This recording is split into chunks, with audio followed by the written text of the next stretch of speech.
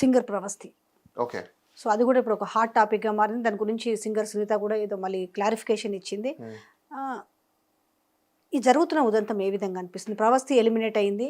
So eliminate అయిన తర్వాత నాకు ఎలిమినేట్ అయినందుకు కాదు బాధ, నాకు అక్కడ బిహేవ్ చేసిన విధానం మీద బాధ అనేసి తను నిన్న కొన్ని ఒకటండి, నేను ఈ విషయంలో అయితే ఒకటి చెప్పగలుగుతాను. నాచ్న ఆయానితో అంగన్ బింగా అన్నాడు అంటే అంటే అది హిందీలో అంటారు.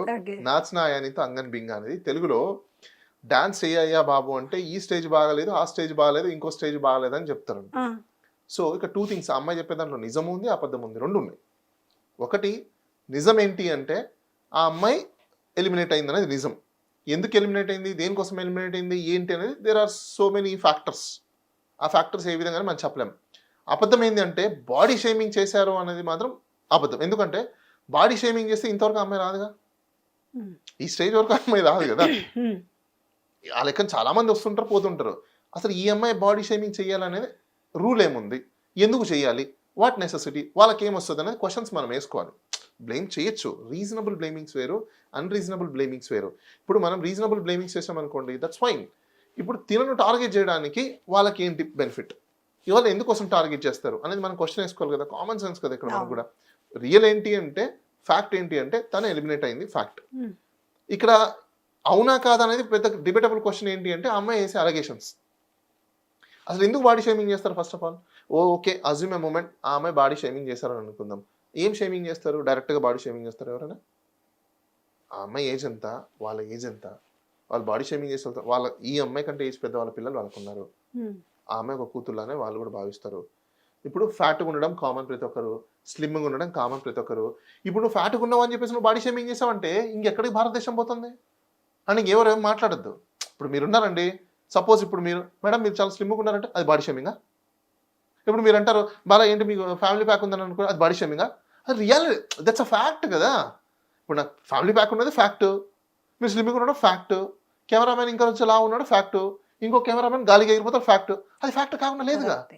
అయితే ఇంకొక మాట మాట్లాడదు ఆమె మాట్లాడిన రెండు ఏంటంటే కావలసుకొని వాళ్ళకు నచ్చిన వాళ్ళని పక్కన పెట్టుకున్నారు, నన్ను పెట్టారు. ఇంకొక విషయం ఇది ఫ్యాక్ట్. మళ్ళీ సింగర్ సునీత మీద ఒక అప్లికేషన్ వేసింది, మా మదర్ ఎమోషనల్ గా పైకి వస్తే నువ్వు ఇక్కడి నుంచి వెళ్ళు అని మా అమ్మగారిని అనింది అనేసి, ఆమె ఇంత అసహ్యంగా మాట్లాడుతుందా అనేసి మాట్లాడినమాట. తను క్లారిఫికేషన్ ఇచ్చింది. ఇప్పుడు సింగర్ సునీత బయటకు వచ్చేసి ఈ సాంగ్స్ సెలక్షన్స్ లో కొన్ని రిస్ట్రిక్షన్స్ ఉంటాయంటే ఏంటి, కొన్ని కాపీరైట్స్ ఇవన్నీ ఉంటాయంట. వీళ్ళొక ఒక లిస్ట్ ఇస్తారు పాడడానికి, అందులో వీళ్ళకి అవైలబుల్ ఉన్నాయి మాత్రమే ఓకే చేస్తారట. తను ఇచ్చుకుంటూ వచ్చింది. ఇందులో నిజంగానే అంటే సెలెక్టెడ్గా మీన్స్ ఆ టైటిల్ ఇవ్వడం కానీ విన్నర్ కానీ, అంటే పాడుతా తీయగానే ప్రోగ్రామ్ చాలా ఇయర్స్ నుంచి కూడా వస్తుంది. ఇవాళ నిన్న వచ్చిన ఇయర్ కాదు. ఆ అమ్మాయి అది చెప్తుంది, ఆమె నువ్వు చిన్నప్పటి నుంచి కూడా మా మీద కూర్చోబెట్టుకొని ముద్దు చేసినావు అమ్మ, బట్ ఇప్పుడు నీకు 19 years వచ్చినాయి, ఇప్పుడు కూర్చోబెట్టుకొని ముద్దు చేయలేము కదా, అంత మాత్రం నేను అవాయిడ్ చేసినట్టు కాదు కదా అనేసి ఆమె చెప్పింది. మీకు బెస్ట్ ఎగ్జాంపుల్ ఒకటి ఇస్తాను. చిన్నపిల్లప్పుడు అమ్మాయిని అబ్బాయిని పేరెంట్స్ చాలా ముద్దుగా చూసుకుంటారు. వాళ్ళు పెరిగి పెద్ద అయిన తర్వాత వాళ్ళు ఒక పని చేస్తే అది నచ్చలేదంటే పేరెంట్స్ మీద అగెనిస్ట్ అవుతారు. బెస్ట్ ఎగ్జాంపుల్ ఒకటి చెప్పనా, అమ్మాయి లవ్ మ్యారేజ్ చేసుకున్నా అబ్బాయి లవ్ మ్యారేజ్ చేసుకున్నా పేరెంట్స్ మీద పగతో చూస్తారు, లేకపోతే ఒక ద్వేషపూరితంగా ఉంటారు, లేకపోతే శత్రువులాగా చూస్తారు. ఎందుకని? That's a psychology. So same ఇక్కడ కూడా అంతే. ఆ అమ్మాయిని చిన్నప్పటి నుంచి ఆదరించిన వాళ్ళు నువ్వు ఈ ఏజ్కి వచ్చినప్పుడు అదే ప్యాంపరింగ్ చేయలేదని అది నీ ఇంటర్ప్రిటేషన్. బికాస్ నీ సైకలాజికల్ లెవెల్ అండర్స్టాండింగ్ పెరగనప్పుడు నీ problem that you have to be go and treat right. ఇప్పుడు నీకు అలా చేయలేదని చెప్పేసి నువ్వు ఫీల్ అయ్యావు అంటే నువ్వు ఆ ఏజ్ వేరు, ఏజ్ వేరు.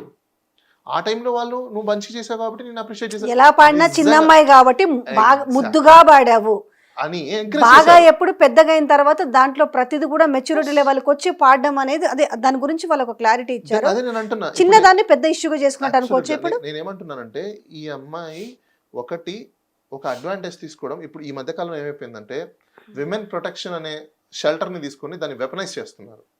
That absolutely wrong and this is defeat for the women only. ఎందుకంటే ఇది నష్టం ఆడవాళ్ళకే.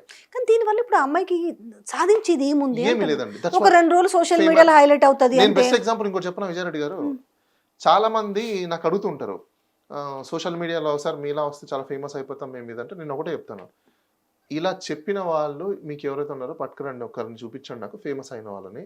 ఫేమస్ 4 రోజులు మాత్రమే మీకు టీవీలోనో లేకపోతే యూట్యూబ్లోనో కనిపిస్తారు. దాని తర్వాత మీ పని మీరే చేసుకోవాలి, మీ ప్రొఫెషన్ మీరే చేసుకోవాలి, మీ వర్క్ మీరే చేసుకోవాలి. ఆ ఫేమ్ వచ్చినంత మాత్రం మీకు జీవితం మొత్తం దాని మీద మీకు రన్ అవుతుంది, మొత్తం అబద్ధము. ఈ రోజు మేబీ ఆ అమ్మాయి హైలైట్ అవ్వచ్చు, కానీ ఆ హైలైట్ అవడం వల్ల ఆ అమ్మాయికి వచ్చింది ఏంటి, పోయింది ఏంటంటే ఆ అమ్మాయి బ్యారేజ్ చేసుకోవాలి. ఆ అమ్మాయికి హైలైట్ అవడం వల్ల వచ్చింది ఏంటో చెప్పనా, హైలైట్ అవడం వల్ల వచ్చింది ఏంటంటే మీడియా ప్రెజెన్స్. హైలైట్ అవడం వల్ల పోయింది ఏంటో చెప్పనా, కెరియర్. ఇప్పుడు ఆ అమ్మాయికి ఎవరు పాటలు ఇవ్వరు, ఎవరు ఆ అమ్మాయిని ఆదరించరు, ఎవరు ఆ అమ్మాయికి చేరువు తీసుకోరు. ఎందుకంటే స్కేర్ సిటీ, భయం. ఏమంటారో తెలుసా, ఒకవేళ ఆడిషన్ పిలిచినా, అమ్మ నువ్వు ఆల్రెడీ ఒకరి మీద అలిగేషన్స్ వేసావు, ఇప్పుడు మేము మీకు సెలెక్ట్ చేయలేకపోతే నువ్వు మా మీద కూడా అలిగేషన్స్ వేస్తావు, సో మీకు ఇనిషియల్ ఎంట్రీనే మేము ఇవ్వము కానీ అనేస్తారు. ఇప్పుడు అదే నాకు ఇప్పటికి అర్థం కాలేదు సార్. అమ్మాయి ధైర్యంగా వచ్చి నేను బయటకు చెప్పాను అంటుంది. ఈ బయటికి చెప్పడం వల్ల సాల్వ్ అయ్యే అంటే సొల్యూషన్ ఏంటి అనేది. నిజంగా ఆ అమ్మాయికి అలాంటి బాడీ షేమింగ్ జరిగి ఉండి ఆ అమ్మాయి ఫీల్ అయ్యి ఉంటే దీన్ని 2 ఆస్పెక్ట్స్లో తీసుకోవాలి. నిజంగా బాడీ షేమింగ్ జరిగినప్పుడు నేను బాధపడతాను, మానసికంగా నేను బాధపడితే ఐ గో ఫర్ ట్రోమా. ట్రోమాకి వెళ్ళినప్పుడు నేను ఏం చేయాలి, go and give a complaint. Complaint ఇవ్వాలంటే ఎలా ఇవ్వాలి, మళ్ళీ మీరు ఫస్ట్ ఒక సైకాలజిస్ట్ దగ్గర అప్రోచ్ అయ్యి, నేను ఇట్లా మానసికంగా బాధపడ్డాను, నేను ఇలా ట్రోమాలోకి వెళ్ళాను, నా డే యాక్టివిటీస్ ఇవ్వండి, పొద్దున్నే లేసి బ్రష్ చేస్తాను, ఇడ్లీ తింటాను, సాంబార్ తాగుతాను, నీళ్లు తాగుతాను, ఇవన్నీ చేసేదాన్ని, చేయలేకపోయాను, వారం రోజులు నేను బెడ్ మీద పడుకున్నాను, నా వల్ల కావట్లేదు, మెంటల్ ప్రెషర్ నాకు ఎక్కువైపోయింది, బ్రెయిన్ ప్రెషర్ నాకు ఎక్కువైపోయింది, మీరు నన్ను ట్రీట్ చేయండి అని చెప్పేసి అని సైకాలజిస్ట్ దగ్గర ట్రీట్మెంట్ తీసుకొని ఆ ప్రొసీజర్ ప్రాక్టీస్ అంతా అయిపోయిన తర్వాత ఆమె క్యూర్ అయ్యాక ఆ అమ్మాయి వెళ్ళి కంప్లైంట్ ఇవ్వాలి. లేదంటే వాళ్ళ పేరెంట్స్ కూడా ఆ అమ్మాయి ట్రీట్మెంట్లో ఉన్నప్పుడు కంప్లైంట్ ఇవ్వచ్చు. అప్పుడు అది ప్రూవ్ అవుతుంది, అది ఎగ్జాక్ట్లీ మీరు ట్రోమాలోకి వెళ్ళినట్టు, మీరు ఫీల్ అయినట్టు, మీరు బాధపడినట్టు, మీరు మనోవేదన చెందినట్టు. అంతేగాని ఏదో నాకు అప్పుడు అనిపించేసింది, నాకు అనిపిస్తే మనోవేదన కాదండి. ఆ మనోవేదన చెందిన తర్వాత మీకు జరిగిన నష్టాన్ని బేస్ చేసుకునే మనోవేదన అంటారు. ఇప్పట్లో ప్యాషన్ అయిపోయింది ఈ మధ్యకాలంలో. ఈ పొలిటికల్ వెండెట్టా మనం చూస్తున్నాం సోషల్ మీడియాలో ఎక్కువ కేసెస్. వాళ్ళు ఎవరో అంటారంట 5 ఏళ్ల తర్వాత 10 ఏళ్ల తర్వాత నిద్ర ఒకళ్ళు లేస్తారంట, పొలానికి వెళ్ళిపోయేటప్పుడు కొత్తగా ఫోన్ కొనుక్కున్నాం, స్క్రోల్ చేస్తే కేసు పెడతారు. ఇదొక పెద్ద ఫ్యాషన్ అయిపోయింది. అది ఎగ్జాంపుల్ మాకే అవుతున్నాయి అవి. దట్స్ వాట్ మేము ఇట్లా అంటున్నాము, అది కనపడింది, నా మనోభావాలు దెబ్బతిన్నాయి, కేసు పెడుతున్నారు. అంటే ఇక్కడ ఒకటేంటి, నువ్వు దేనికోసం వెతుకుతున్నావు అనేది ఒక క్వశ్చన్. అట్లా కనిపించిందంట ఇట్లా రాండమ్ గా అంటుంటే. చాలా మంది ఇంకోటి ఏంటంటే డిఫెన్స్ లో మీరు కంప్లైంట్ కాపీలు అదే రాస్తున్నారు, దాన్ని బేస్ చేసుకుని ఎఫ్ఐఆర్ అవుతుంది. అలాంటి ఎఫ్ఐఆర్ వేస్తే అలాంటి పోలీస్ వాళ్ళ మీద, అలాంటి వాళ్ళ మీద మీరు తిరిగి ఫాల్స్ కంప్లైంట్ పెట్టారని చెప్పేసి కోర్టులో కేసు వేయండి. ఎందుకంటే యూట్యూబ్ లో మీకు ఫస్ట్ యూట్యూబ్ అడుగుతుంది ఏమని, నీకు ఎలాంటి కంటెంట్ కావాలి అని చెప్పేసి అని. You need to select that content. నీకు ఎంటర్టైన్మెంట్ కావాలన్నా, న్యూస్ కావాలన్నా, లేకపోతే స్పోర్ట్స్ కావాలన్నా, లేకపోతే వగేరా వగేరా ఇవన్నీ అడుగుతుంది. నువ్వు అడిగిన దాంట్లో సపోజ్ న్యూస్ అన్నారు అనుకోండి, న్యూస్లో రకరకాల న్యూస్ ఉంటాయి. మళ్ళీ నీకు వద్దనుకున్న కంటెంట్ ఫస్ట్ రిస్ట్రిక్షన్ చేసుకుంటే రైట్ నీకు ఉన్నప్పుడు నువ్వు చేసుకోకుండా వాంటెడ్లీ ఒక ఇంటెలిజెన్స్ చేస్తున్నావు అంటే నీ మైలిషియస్ ఇంటెన్షన్ ఏంటి, ఒకరిని నష్టం చేసే విధంగా నీ మైలిషియస్ ఇంటెన్షన్ ఉంది కాబట్టి నువ్వు కంప్లైంట్ పెట్టచ్చు. ఎప్పుడైనా క్రిమినల్ కంప్లైంట్ పెట్టేటప్పుడు you are must be a victim. నువ్వు విక్టిమ్ అయి ఉండాలి. అది it's not be a vendetta, రివెంజ్లో ఉండకూడదు అది. సో ఇప్పుడు అన్ని ఏమున్నాయి, it's every complaint is a vendetta. అయితే ఇప్పుడు ఇందులో ఈ ప్రవస్తి కేసులో ఇప్పుడు సింగర్ సునీత మీద వేసిన ఎలిగేషన్ కావచ్చు, లేదంటే కీరవాణి మీద వేసిన ఎలిగేషన్ కావచ్చు, దీని వల్ల వాళ్ళకు వచ్చే నష్టం ఏముంది, ఈ అమ్మాయికి వచ్చే లాభం ఏముంది? ఇట్స్ వెరీ సింపుల్ అండి. వాళ్ళకి మహా అంటే మీడియాలో 4 రోజులు వీళ్ళ మీద ట్రోలింగ్స్ నడుస్తాయి. నన్ను అడిగితే ఇంకా 4 రోజులు వాళ్ళు హైట్ అవుతారు. ఈ అమ్మాయి మీద 4 రోజులు ట్రోలింగ్స్ నడుస్తాయి. ఈ అమ్మాయి 4 రోజులు మీడియాలో కనిపిస్తుంది. దీనికి ఏమైనా ఇక్కడ లేదు, దీని వల్ల ఒక సొల్యూషనా, లేకపోతే నిజంగా జరిగిందా ఎంక్వైరీనా? ఒకటండి, బాడీ ఏం ఎంక్వైరీ చేస్తారు? బాడీ షేమింగ్ ఎప్పుడు జరిగింది, బాడీ షేమింగ్ ఏం చేశారు? బాడీ షేమింగ్ అంటే ఆమె చెప్తున్నది ఏంటంటే, బాడీ షేమింగ్ అని అంటే జనరల్ గా ఒక పాటకు తగ్గట్టు కాస్ట్యూమ్స్ వేసుకోమంటారు. ఒక దాంట్లో ఆ కాస్ట్యూమ్ చాలా పొట్టిగా ఉంది, ఆ చీర పొట్టిగా కట్టుకోమన్నారు. సెల్ఫ్ రిస్ట్రైన్మెంట్ ఉంది కదా, డోంట్ డూ ఇట్. నువ్వు కట్టుకొని పార్టిసిపేట్ చేసావు అంటే యూ గివెన్ ఎ కన్సెంట్. అక్కడ ఇప్పుడు సినిమాలో ఒక హీరోయిన్ ఉంటుంది అంటే ఇంకా అప్పుడు మళ్ళీ అనవసరంగా నేను ఎందుకు ఇది చేసుకోవాలనేసి కట్టుకున్నాను. ఎవరు నా అమ్మాయి చెప్పడం కూడా ఎందుకు, నేను ఇప్పుడు దానికి నెగిటివ్ ఎందుకు, మళ్ళీ నేను ఆల్రెడీ నేను పార్టిసిపేషన్ లో ఉన్నాను కదా, సో అందుకని నా మనసు చంపుకొని నేను ఇది చేయాల్సి వచ్చింది. టర్మ్స్ అండ్ కండిషన్స్ ఏంటి అంటే, ఒక సినిమా ఉంటుంది లవ్ స్టోరీ, ఆ లవ్ స్టోరీలో లిప్ టు లిప్ కిస్ పెట్టాలి అని అంటారు. సపోజ్ టర్మ్స్ అండ్ కండిషన్స్, వాళ్ళు నువ్వు లిప్ టు లిప్ కిస్ పెట్టగలిగితేనే అమ్మ నువ్వు ఆర్టిస్ట్ గా, లేకపోతే వద్దులే అని అంటారు. నేను పెడతాను అని వచ్చి పెట్టిన తర్వాత లేదు నన్ను కిస్ చేశారు, అసల్ట్ చేశాడు అని చెప్పేసి కేసు పెడితే ఈజ్ ఇట్ రియల్? ఇంక అసలు ఇండస్ట్రీ నడుస్తుందా? ప్రాక్టికాలిటీ కూడా మనం ఆలోచించాలి. నీకు ఆ రోజు వేసుకోవాలని ఇంట్రెస్ట్ లేనప్పుడు would have been tell them, నేను వేసుకోను ఇలాంటి డ్రెస్సెస్, నాకు వద్దు ఈ షో అని చెప్పేసాను. ఎందుకంటే వాళ్ళ టర్మ్స్ అండ్ కండిషన్స్ ఏంటి, ఈ పాటకి ఇలాంటి డ్రెస్ ఉండాలి. ఇప్పుడు దేవుళ్ళ పాటకి ఇప్పుడు మనం సపోజ్ కొన్ని దేవుళ్ళ పాటలు పాడతాం, దాంట్లో అచ్చమైన తెలుగింటి అమ్మాయిల పట్టు వస్త్రాలు ధరించాలి. అలా కాదు నేను జీన్స్ ప్యాంట్ వేసుకుంటా టీ షర్ట్ వేసుకుంటా అంటే అలో చేస్తారా? నన్ను ఇప్పుడు అలాంటి పట్టు చీర కట్టుకోమన్నారు, అది నా బాడీ షేమింగ్ చేసినట్టు అయిపోయింది నాకు, నేను జీన్స్ ప్యాంట్ టీ షర్ట్ అయితే నాకు కంఫర్టబుల్ అని అంటే ఇట్స్ కేస్. సో ఇది కూడా అలానే ఉంది. ఎందుకంటే ఆ పాటకు తగ్గట్టుగా డ్రెస్సింగ్ కాస్ట్యూమ్స్ వాళ్ళు ఇచ్చినప్పుడు నీకు నచ్చకపోతే యూ కెన్ రిజెక్ట్. ఇక్కడ మెచ్యూరిటీ లేక జరిగిందంటారా ఇది? నో, లేకపోతే కనీసం పేరెంట్స్ అయినా కూడా వద్దు అని అనిపిస్తుంది అంటే ఐ థింక్ ఇట్స్ ఎవరైనా లిటిల్ బిట్ కాన్స్పిరసీ ఏమో నాకు అనిపిస్తుంది. ఏంటిది అది? I don't know. సి ఎందుకు లిటిల్ బిట్ కాన్స్పిరసీ అని నేను అంటున్నానంటే ఎప్పుడో జరిగిన అంశానికి సంబంధించి, ఎప్పుడు జరిగిన అంశము ఇంకా అవి ఎపిసోడ్స్ బయటకు వస్తాయి ఇప్పుడు. అయితే ఇందులో 2 చెప్తుంది ఆ అమ్మాయి. ఇంకొక ఛానల్లో వచ్చే షో గురించి ఏమో చాలా పాజిటివ్గా చెప్తుంది. అదేదో సరిగమప, అది మరి ఐ థింక్ ఇది జీటీవీలో వస్తుందో దేంట్లో వస్తుందో, దీని గురించి బ్యాడ్గా చెప్తుంది. అక్కడ బాగుంది, మళ్ళీ ఏమంటుంది ఏ రియాలిటీ షోలోకి ఎవరు వెళ్ళొద్దని నేను సలహా ఇస్తున్నాను అంటుంది. ఎట్ ఏ టైంలో అక్కడ అది ఆమె నేను మాట్లాడిన మాటలు నేను చూశాను.